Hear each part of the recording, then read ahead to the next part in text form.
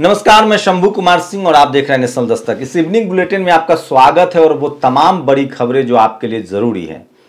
सोचिए, प्रधानमंत्री के 18 घंटा काम करने का नतीजा है कि कोयले की कमी की वजह से 650 पैसेंजर ट्रेन आज कैंसिल कर दिए गए हैं और लगभग 16 राज्यों में 2 से लेकर 10 घंटे बिजली की कटौती चल रही है। इसके पीछे खेल क्या है वो भी बताऊंगा, कैसे इस खेल के पीछे अडानी है और कैसे, सोचिए कहां कहां असर पड़ रहा है। 2G का घोटाले का झूठ अफवाह फैलाया गया, नतीजा क्या हुआ, जितने प्राइवेट कंपनियां थी वो सब बाहर हो गई खेल से और जियो बच गया और एयरटेल बच गया और आज आपको महंगा इंटरनेट और टेलीफोन सेवा इस्तेमाल करना पड़ रहा है। उसी तरह से मनमोहन सिंह के दौर में कोयला खदान में बड़ी ऑक्शन हुआ था, तमाम छोटी बड़ी कंपनियां ने हिस्सा लिया था, लेकिन जानबूझकर उसको खत्म कर दिया गया और अब सारे खदान जो है वो अडानी को दे दिए गए हैं और भारत की जो कोल इंडिया थी उसको बेच दिया गया। जैसे BSNL को बर्बाद कर दिया गया वैसे कोल इंडिया को बर्बाद कर दिया गया। अब सब कुछ अडानी के रहमो करम पर है, जैसे कोयला, और अंबानी के रहमो करम पर है इंटरनेट और मोबाइल सेवा। ये सब कुछ जानबूझकर और कॉन्स्पिरेसी के तहत हुआ है। इस देश को गुमराह किया गया, ये बात कोई नहीं करेगा आपको। आप सोचिए, अगर एक जगह 10 दवाई की दुकानें होंगी तो दवाई मिलने की संभावना ज्यादा है। दुकानों में कंपटीशन होगा, आपको सस्ती दवाई मिल सकती है, कम फायदा पर भी लोग दवाई बेचेंगे। लेकिन जब एक ही दवाई की दुकान होगी तो वो दवाई दुकानदार का मोनोपोली हो जाएगा। वो जब चाहे आपसे जितना पैसा दवाई का लेगा, आप कुछ नहीं कर पाएंगे। वही हुआ है टेलीकॉम सेक्टर में। यही था 2G के समय मनमोहन सिंह की सरकार ने बहुत सारी कंपनियों को मौका दिया। टेलीफोन कॉल सस्ते हुए, इनकमिंग कॉल घटना सस्त हो गया, इंटरनेट सस्ता हुआ था, लेकिन फर्जी आरोप लगाए गए और सारी कंपनियों को बंद कर दिया गया। अब एकमात्र जियो बचा हुआ है, एयरटेल भी बर्बादी के कगार पर है और BSNL भी बर्बाद हो चुका है। अब इसका फायदा क्या होगा सो बताइए। इससे मोदी जी को क्या फायदा है? मोदी जी को यह फायदा है कि उनको कंट्रोल करने में देश को दिक्कत नहीं होगी। एक इंटरनेट सर्विस प्रोवाइडर रहेगा BSNL, अंबानी, वो जब कहेंगे पूरे देश में इंटरनेट ठप। लेकिन अगर 50 कंपनियां होती तो 50 कंपनी में से हो सकता है 5 कंपनी मोदी जी की बात न मानती तो इंटरनेट ठप नहीं होता। तो ये कंट्रोल किया जा रहा है देश को। कोयला के साथ भी वही हो रहा है। जितने सारे बाकी कंपनियां प्राइवेट प्लेयर आई थी उस सबको बाहर कर दिया गया, कोल इंडिया को बर्बाद कर दिया गया। अब सिर्फ अडानी का मसला है। बताऊंगा 2021 की खबर। अनुसूचित जाति का प्रमाण पत्र बनवा सवर्णों ने लिया लाभ। यह है इस देश की हकीकत। सोचिए, ये खबर देखिए और तमाम ऐसी खबरें लेकर मैं आता हूं जो सोशल मीडिया पर आपके लिए जरूरी है। और ये देखिए, 31 पैसे के लिए एक भारत धन कुबेरों का, एक भारत किसान के दर्द का। 8 साल में 8,17,000 करोड़ बांटे खत्ते में डाले। 8 साल में 5,35,000 करोड़ का बैंक फ्रॉड। चौकीदार के राज में किसान को 31 पैसे की सजा। ये धन कुबेरों के 90,000 करोड़ माफ, पर किसान से 31 पैसे वसूलने पर अड़ा SBI। गुजरात हाईकोर्ट ने कहा कर चुकाने के बाद भी किसान को नहीं दिया नो ड्यूज। ये स्थिति है इस देश में। और रणविजय सिंह ने इसलिए लिखा है, कोयला संकट पिछले साल से खबर में है, यानी 2021 से। 2021 की एक खबर है, भारत का अडानी ग्रुप ऑस्ट्रेलिया के खदान से पहली खेप रवाना करने के लिए तैयार है। भारत का अडानी ग्रुप ऑस्ट्रेलिया से खदान से पहली खेप रवाना करने के लिए तैयार है। 2021 की दूसरी खबर है, अडानी ग्रुप को मिली 2 कोयला खदान। भाई डिमांड तो जनरेट करनी होगी ना, समझ रहे हैं ना। अभी सोचिए कि रूस में सस्ता तेल है युद्ध की वजह से, लेकिन भारत की सरकारी कंपनियां तेल नहीं खरीद सकती है, रोक है। सिर्फ मुकेश अंबानी खरीदेगा और महंगा बेचेगा। तो इसीलिए अडानी को भी यही सब मौका दिया। सोचिए, पिछले 3 दिन में इलाहाबाद, भदोही, मिर्जापुर के कुछ गांव में जाना हुआ। बिजली कटौती से गांव वाले परेशान हैं। लोगों से बातचीत में पता चला कि पावर कटिंग के लिए ममता बनर्जी जिम्मेदार है, क्योंकि उन्होंने कोयला सप्लाई रोक रखा है। इस तरह के अफवाह फैलाया जाता है। और ये जो वीडियो देखिए, पेट्रोल के दाम कम हुए कि नहीं हुए, डीजल के दाम कम हुए कि नहीं हुए। पूरे देश में लाउड स्पीकर लगाकर बताइए पेट्रोल के दाम कम हुए कि नहीं। ट्वीट इस महंगाई से आवाज उठा रहे हैं। तो कांग्रेस वालों ने एक नया तरीका इजाद किया है, चूंकि टीवी अखबार उनको दिखा नहीं रहा है।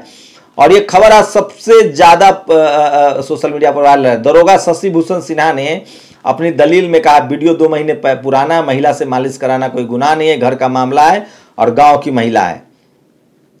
ये वो वीडियो जो सोशल मीडिया पर वायरल हो रही थी, दरोगा जी को एसपी ने सस्पेंड कर दिया है।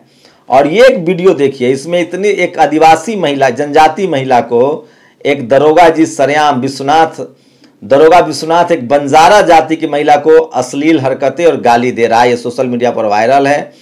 और जिस मैदान में लिया था राष्ट्र सेवा का संकल्प, वहीं लिखे अंतिम शब्द। एक वरुण गांधी ने ट्वीट किया, एक शख्स ने सुसाइड कर लिया क्योंकि सेना में भर्ती नहीं निकल रही है। और कोयला संकट से के कारण 650 ज्यादा ट्रेनें रद्द कर दी गई है। हवाई सफर महंगी है। तो आप सोचिए कि किस तरह से देश बर्बाद है। और सोचिए, कठुआ हो या नोएडा, हर बार एक ही तरह के लोग बलात्कार के आरोपियों को बचाव में आते हैं। कितना घिनौना है ये सब। कानून इनकी गुंडई के आगे क्यों झुका है। हाथरस की बेटी का रेप हुआ था, उसके बलात्कारियों को भी बचाने की कोशिश हुई थी। रूबिका लियाकत, अयोध्या में मस्जिद के बाहर भड़काऊ पर्चे फेंकने के मामले में 7 आरोपी गिरफ्तार, एनए से लगाया जाएगा। ब्रजेश पांडे, नितिन गुंजन, शत्रुघ्न, बाबू मिश्रा, प्रत्युष, अनिल चौहान। मैं इन पर बिल्कुल बुलडोजर चलाने की मांग नहीं करता हूं। इन आरोपियों में इनके माता पिता का कोई दोष नहीं है। उनका घर क्यों तोड़ा जाए। जो आरोपी है उन्हीं को, उन पर कोर्ट में सुनवाई हो, वो दोषी पाए जाते हैं तब सजा हो। लेकिन एक बात तो तय है कि ये सब लोग मुसलमान के वेशभूषा कपड़ा पहनकर ये काम कर रहे थे।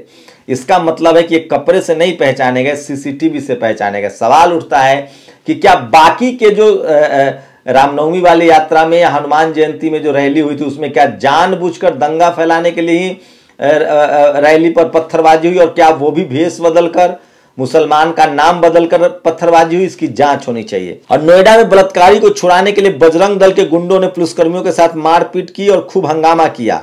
सत्ता की सह पर पल रहे गुंडे योगी सरकार के वजूद को ही ललकारने लगे। आप सोचिए कि किसी मुसलमान की इतनी हैसियत है, कोई दलित, पिछड़ा, आदिवासी ये कर लेगा?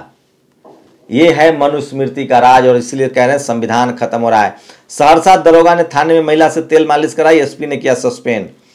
और ये देखिए, मैंने नहीं कहा, मैंने नहीं को वोट दिया है। मैं नहीं चाहता कि इनके घर पर बुलडोजर चले। इन दंगाइयों के अलावा इनके घर पर इनके परिजन रहते होंगे।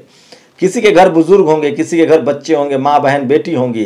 दंगाई मानसिकता वालों के गुनाहों की सजा उनके बेगुनाह परिवारों को नहीं मिलना चाहिए।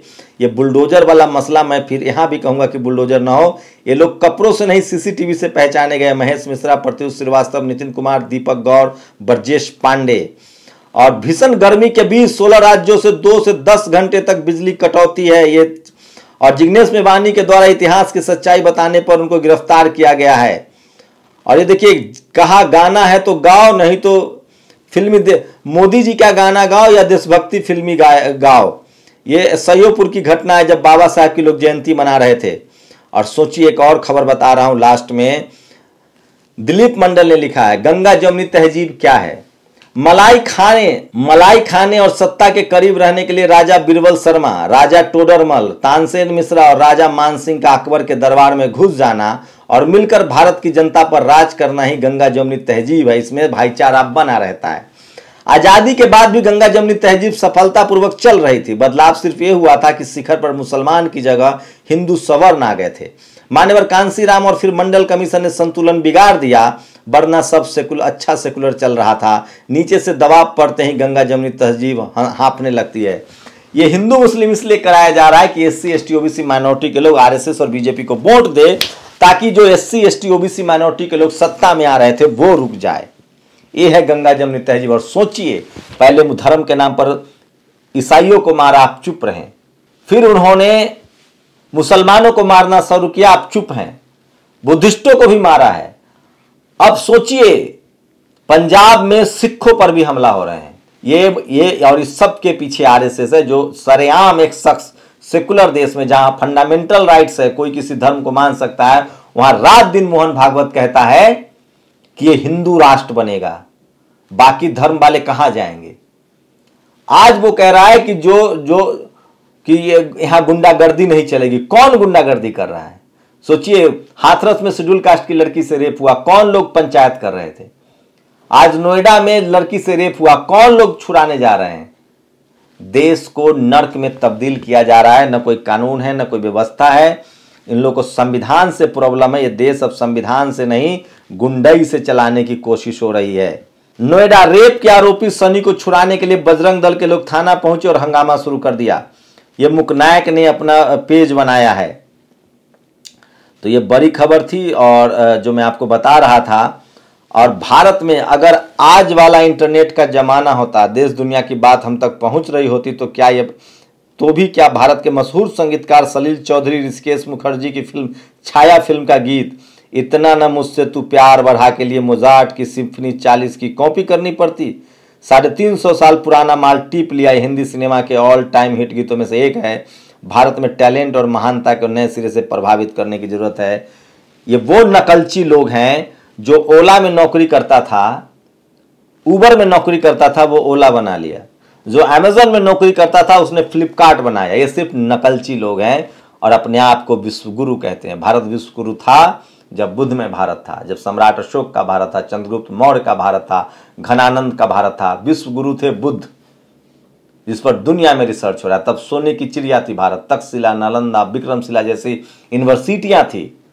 हम ज्ञान के केंद्र थे, विज्ञान के केंद्र थे, शक्ति के केंद्र थे। घरों में दरवाजा नहीं लगता था। आपकी क्या प्रतिक्रिया? अपनी प्रतिक्रिया जरूर दीजिए। शुक्रिया। नेशनल दस्तक की आपसे गुजारिश है कि अगर इसको बचाना चाहते हैं तो नेशनल दस्तक को सब्सक्राइब करने के लिए रेड कलर के सब्सक्राइब बटन को दबाएं, फिर बेल आइकन की घंटी दबाएं। नेशनल दस्तक को बचाने के लिए बहुत जरूरी है कि हर खबर को शेयर करें, लाइक करें, कमेंट जरूर करें।